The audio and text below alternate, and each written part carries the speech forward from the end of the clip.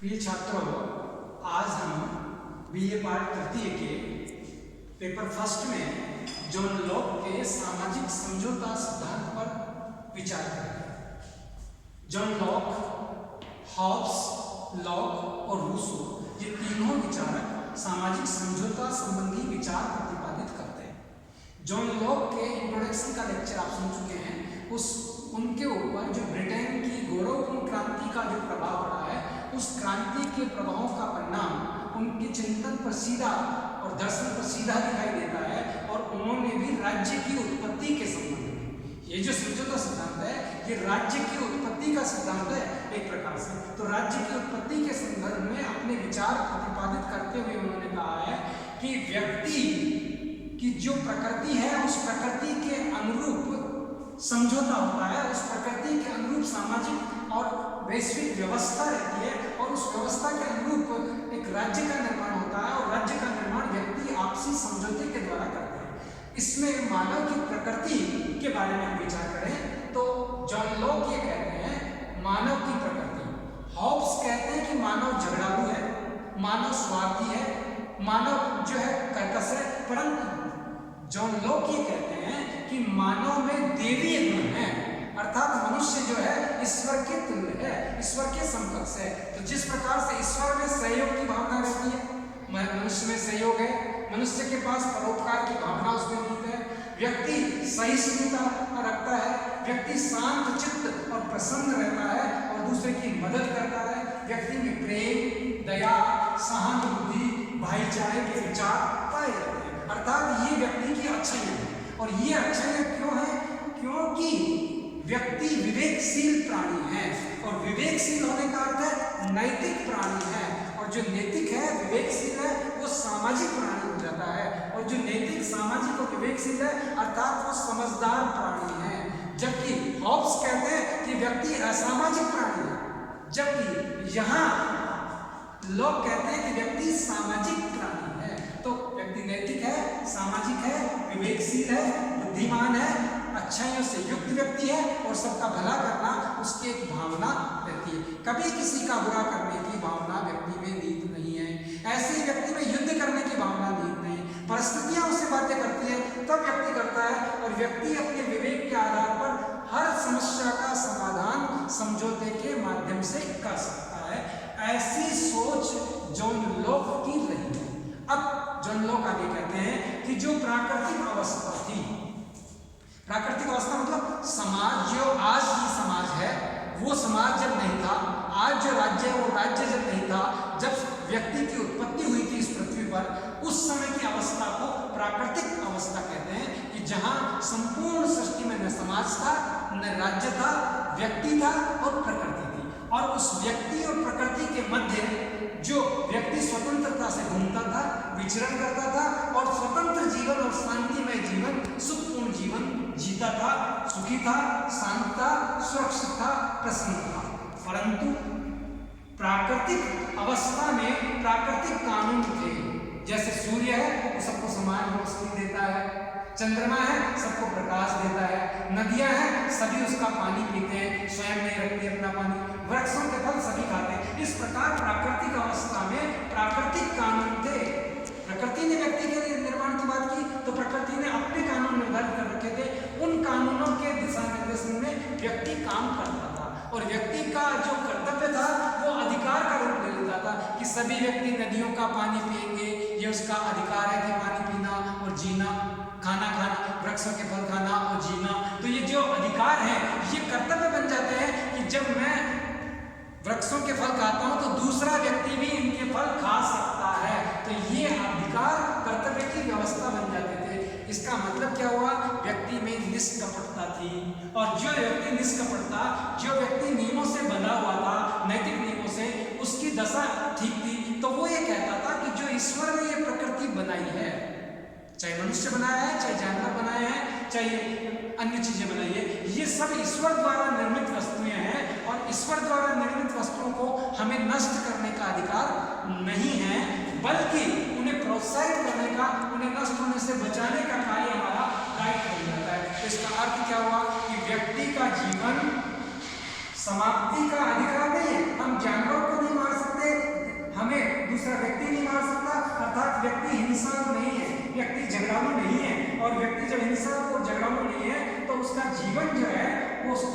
जीवन में जो प्राकृतिक अधिकार है वे सुरक्षित है, जो प्रकृति ने उसे दिए हैं। स्वतंत्रता से विचरण करता है, कहीं भी सो जाता है, कहीं भी रह जाता है, तो स्वतंत्रता का अधिकार है। ऐसे ही सभी व्यक्तियों को अधिकार है, इसलिए समानता का अधिकार है। सभी व्यक्ति प्रकृति से वस्तुएं ले रहे, इसलिए सभी व्यक्तियों के पास संपत्ति है। तो संपत्ति, सुरक्षा, जीवन, ये प्राकृतिक अधिकार हैं जो उसे प्राप्त थे। और इसीलिए व्यक्ति क्या करता था, अपना जो व्यवहार दूसरे के प्रति करता है, अपने प्रति जैसी इच्छा दूसरे से रखता है, वैसा ही व्यवहार वह दूसरे से करे।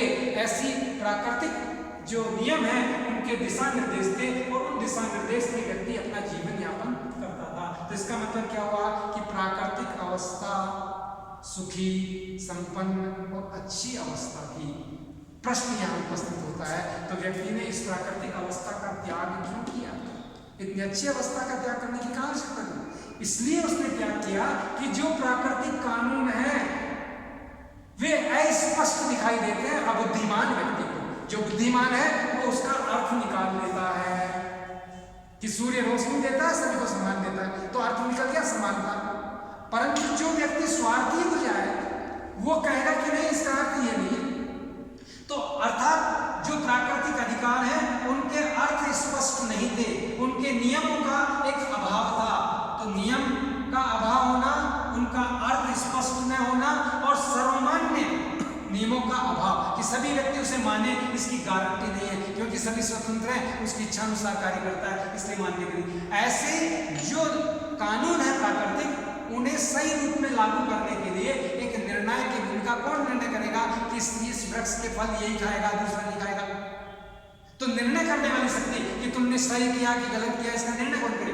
क्योंकि प्राकृतिक कानून जो है वो तो साइलेंट है, वो तो प्रकृति से है, वो तो केवल बुद्धि का परिणाम है। बुद्धि द्वारा उन्हें निर्धारित किया जा सकता है, बुद्धि द्वारा उन्हें विवेचित किया जा सकता है, परंतु यहाँ हर व्यक्ति के पास बुद्धि है। हर व्यक्ति अपनी बुद्धि से उसका जो है विश्लेषण करता है, अपनी बुद्धि के अनुसार अपने निर्णय कर लेता है। तो हर व्यक्ति निर्णायक बन जाता है।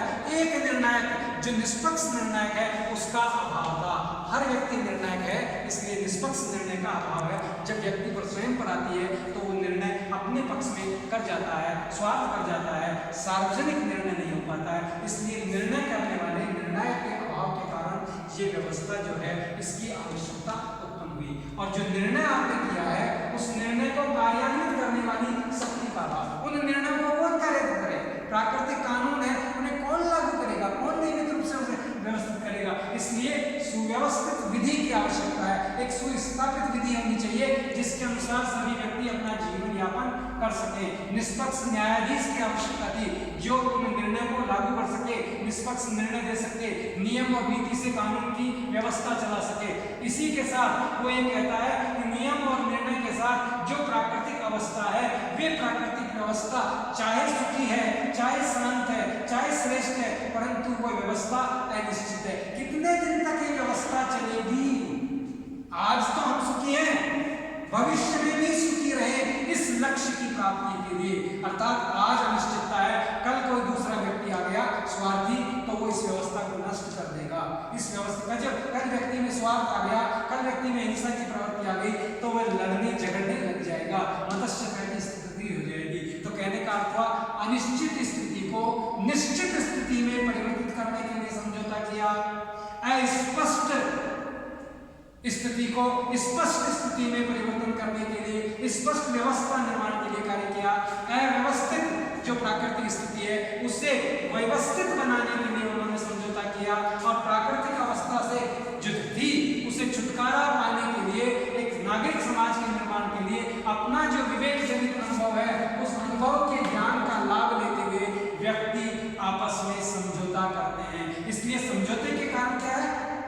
अनिश्चितता का समाप्ति के लिए, व्यवस्थित शासन व्यवस्था के लिए, अपने अनुभव जन ज्ञान के संचय हुए ज्ञान को निश्चित और स्थायी बनाने के लिए व्यक्ति समझौता करते हैं। तो पहली चीज मानव की प्रकृति, दूसरी चीज प्राकृतिक दशा और तीसरी चीज प्राकृतिक दशा में समझौते के कारण। तो ये समझौते के कारण रहे। अब समझौता क्या करते हैं? अब देखिए वो कहता है राज्य कब बना? पहले राज्य भी नहीं था, समाज में सब व्यक्तियों ने अर्थात व्यक्ति ने व्यक्ति से समझौता किया आपस में। तो व्यक्तियों का परस्पर समझौता है, व्यक्ति का व्यक्ति द्वारा समझौता होता है और उस समझौते में प्राकृतिक अधिकार सुरक्षित रहते हैं। प्राकृतिक अधिकारों की समाप्ति की बात नहीं होती। इन अधिकारों को मौलिक अधिकार के रूप में परिवर्तित कर दिया जाता है। नागरिक समाज का निर्माण। अब तक व्यक्ति नागरिक नहीं था, अब तक व्यक्ति क्या था? प्राकृतिक था। समझौते के बाद क्या बन गया? नागरिक समाज का निर्माण होता है। तो जब नागरिक समाज का निर्माण होता है व्यक्तियों के समझौते के बाद, और ये नागरिक समाज जो है, जो नागरिक समाज बनता है, ये समाज शासन से समझौता करता है।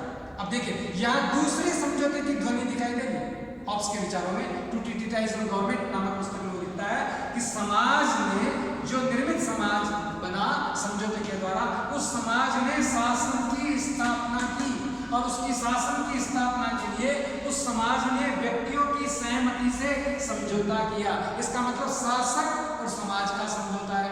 पहले समझौता व्यक्ति और व्यक्ति का है, दूसरा समझौता समाज और शासकों का है। व्यक्तियों की सहमति से यह समझौता करता है और शासन परिवर्तन का अधिकार व्यक्ति के पास रहता है। और समझौता क्या है? प्राकृतिक अधिकार सुरक्षित रहेंगे, जिन्हें मौलिक अधिकार में परिवर्तित कर दिया जाएगा। शासक जन कल्याण का कार्य करेगा, सार्वजनिक हित के लिए अनुबंध है। ये जो समझौता हुआ किसके समझौता हुआ? सार्वजनिक हित के लिए समझौता है, व्यक्ति के कल्याण के लिए समझौता है, व्यवस्था को व्यवस्थित बनाए रखने के लिए समझौता है, सुरक्षा, शांति, स्वतंत्रता और संपत्ति के जो अधिकार हैं उन अधिकारों के संरक्षण के लिए समझौता है। तो ये समझौता सामुदायिक समझौता है, सार्वजनिक हितों का समझौता है, सार्वजनिक अनुबंध का समझौता है। और ये समझौता राज्य अर्थात जो शासक है, सत्ता है, सरकार है, उसका और समाज का समझौता है। अगर वह समझौते के अनुरूप कार्य करता रहेगा तब तक वह शासक चलता रहेगा। जैसे ही वह समझौता तोड़ता है, समझौते के विपरीत कार्य करता है, तो जनता के पास ये शक्ति और ये प्राकृतिक अधिकार है कि वह उस शासन व्यवस्था को परिवर्तित कर सकता है, उसके स्थान पर दूसरी शासन व्यवस्था को लागू कर सकता है। तो प्रश्न हुआ कि ये जो समझौता हुआ, इस समझौते के क्या परिणाम निकले, समझौते की क्या विशेषता रही? अगर हम इन विशेषताओं पर चर्चा करें तो हम कहेंगे कि जॉन लॉक द्वारा प्रतिपादित समझौता दो समझौतों की ध्वनि देता है।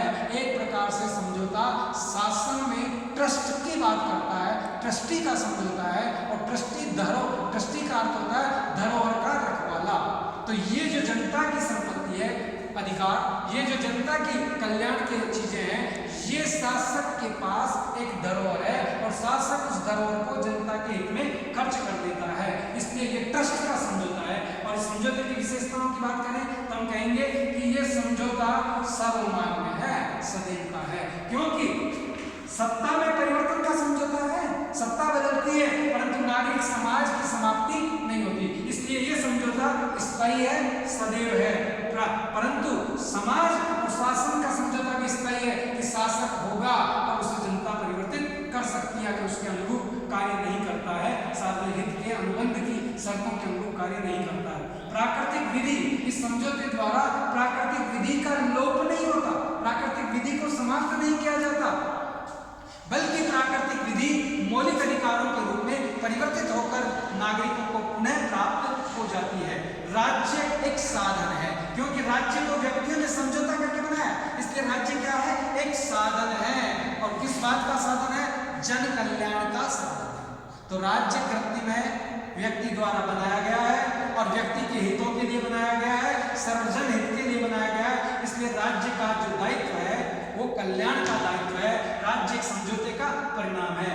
समझौता जो है पूर्ण अधिकार निलंबन नहीं है। समझौता जो हुआ समाज का व्यक्ति से समझौता, समाज का राज्य से समझौता, ये समझौता जो होता है ये समझौता पूर्ण निलंबन का समझौता नहीं, अर्थात व्यक्ति अपने पूर्ण अधिकार और दायित्वों का त्याग नहीं करता। कुछ अधिकार जो प्राकृतिक अधिकार है अपने पास रख लेता है कि इन अधिकारों की अगर पालना की जाती है, इन अधिकारों को सही रूप से संरक्षित सरकार करती है, तब तक सरकार के प्रति विश्वास बना रहता है। जैसे ही उनका विरोध करेगी तो व्यक्ति को ये अधिकार है कि वो जनता क्रांति कर दे, जनता बगावत कर दे, जनता सरकार को परिवर्तित कर दे। इसलिए राज्य जन सहमति पर आधारित निकाय है। समझौता क्या कह रहा है? राज्य क्या है? जनता की सहमति पर स्थापित एक निकाय है, इसलिए शासक समाज का प्रतिनिधि है। स्वामी ने देखिए बहुत बड़ी बात निकल करके आ रही है इस ध्वनि से कि राजा जो है, जो शासक बनता है, वो शासक समाज का प्रतिनिधि है, स्वामी नहीं है। जैसे देवी अधिकार राजा के पास थे कि राजा ईश्वर से आता है, ईश्वर से नहीं आ रहा, ये मनुष्यों ने बनाया है, इसलिए ये मनुष्यों का प्रतिनिधि है। इसलिए शासक एक प्रतीक है प्रतिनिधि के रूप में, और वह प्रतिनिधि जनता का प्रतिनिधि है। इसलिए जनहित में अगर वह कार्य करता है, समाज हित में वह कार्य करता है, तब तक वह बना रहेगा। और समाज हित के विपरीत अगर वह आचरण करता है, कार्य करता है, तो उसे परिवर्तित करने का जनता को आधार प्राप्त रहता है, अधिकार प्राप्त रहता है। इसलिए यहाँ कैसे राज्य की निर्माण होती है? राजनीतिक जो समाज, जो व्यक्ति का जो समाज है, नागरिक समाज है, वो राजनीतिक समाज के रूप में परिवर्तित होता हुआ शासन के रूप में दिखाई देता है। और राज्य एक वैधानिक रचना, अब जो राज्य बन रहा है समझौते से बना है, इसलिए इसका मतलब क्या हुआ? विधि द्वारा बन रहा है, दो के मध्य समझौता हो रहा है, इसलिए राज्य वैधानिक संस्था है, राज्य वैधानिक व्यवस्था है। किस लिए है? समुदाय की अच्छाई के लिए बनी हुई है। राज्य के पास सीमित अधिकार है, अनलिमिटेड पावर नहीं है। राज्य वो काम करेगा जो समझौते द्वारा उसे दिया है, जैसे सुरक्षा है, शांति है, व्यवस्था है, विदेश है। तो राज्य क्या कर रहा है? सीमित कार्य। राज्य का कोई आकार अनलिमिटेड नहीं है, एक लिमिटेड है। कल्याणकारी वेलफेयर स्टेट कह सकते हो, परंतु सीमित क्षेत्र का अधिकार है, बाकी व्यक्ति स्वतंत्र है। जन विद्रोह का अधिकार है। अगर शासक जनहितों के विरुद्ध कार्य करता है, समझौते की शर्तों को उल्लंघन करता है, तो जनता को विद्रोह करने का अधिकार इस समझौते के द्वारा, इस अनुबंध के द्वारा लोक प्रदान करता है। इसलिए शासक जन कल्याण के लिए बना हुआ है। इसलिए कैसे शासन की स्थापना होती है? जॉन लॉक के द्वारा निर्मित एक सीमित संवैधानिक शासन की स्थापना होती है। एक लिमिटेड है, सीमित है, जिसके अधिकार सीमित है, संवैधानिक है, क्योंकि विधि द्वारा स्थापित है, इसलिए संवैधानिक है, सीमित, संवैधानिक, जनता द्वारा निर्मित शासन है। इसका मतलब क्या हुआ? जनता के हित में, जनता के प्रतिनिधियों के द्वारा जन कल्याण के लिए बनी जो निकाय है, संस्था है, वो राज्य है, वही राज्य कहलाता है। इसलिए राज्य जो है उसकी ये विशेषताएं दिखाई देती है। तो कहने का अर्थ क्या हुआ कि लोक का जो राजनीतिक दर्शन है वो सामाजिक समझौते के माध्यम से ये प्रतिपादित करने का कार्य करता है कि शासक जिन लोगों पर शासन करता है वह उसके प्रति उत्तरदायी होगा, उत्तरदायी है। उसकी शक्तियां नैतिक कानून और राज्य की संवैधानिक परंपराओं और रूढ़ियों द्वारा मर्यादित है, लिमिटेड है, असीमित पावर्स नहीं है, मर्यादित है। शासन अनिवार्य है, व्यक्ति के लिए राज्य आवश्यक है, अनिवार्य है, परंतु उसका अस्तित्व राष्ट्र के कल्याण और जन कल्याण के लिए बना हुआ है। जब तक वो जन कल्याण करेगा तब तक राज्य अपने अस्तित्व में बना रहेगा। इसलिए राज्य का जो अस्तित्व है वो जन कल्याण पर निर्भर करता है। इसकी आलोचना हम सेकंड वीडियो में करेंगे। धन्यवाद।